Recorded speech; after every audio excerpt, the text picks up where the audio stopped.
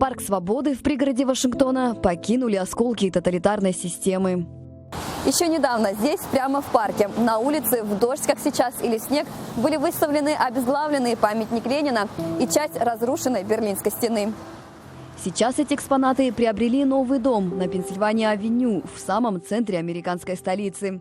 В здании Музея журналистики и новостей под монументы Ленина часть Берлинской стены со сторожевой вышкой «Чекпоинт Чарли» выделен целый этаж. Здесь эти памятники тщательно охраняются, руками не трогать. А для тех, кто хочет прикоснуться к истории, вот этот осколок Берлинской стены. Заметьте, каждый посетитель этой выставки хочет прикоснуться к стене и тем самым ощутить то время, когда к миллионам людей пришла свобода. Это самая большая часть стены, выставленная за пределами Берлина. Чтобы сохранить этот исторический объект для потомков, реставраторы покрывают части стены и граффити невидимой пленкой.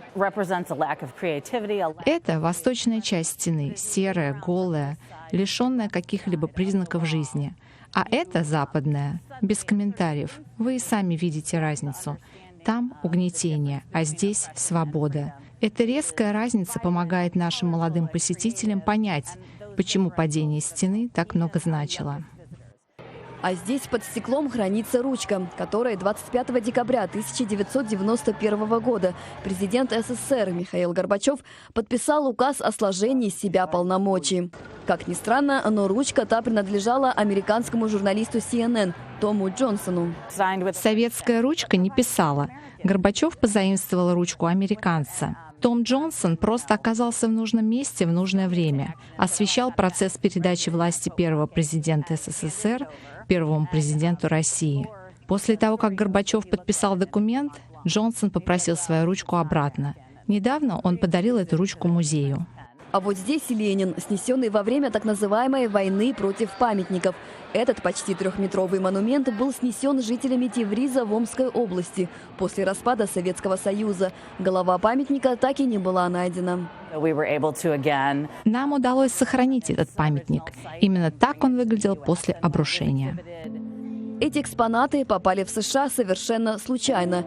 Одну из сторожевых вышек Берлинский музей не знал, куда деть, а осколки стены хранились на складе. И памятник Ленину тоже оказался никому не нужным в России 90-х.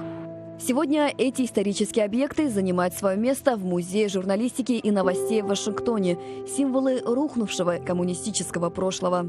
Ануша Витисян, Михаил Майсурадзе. Настоящее время. Америка. Вашингтон.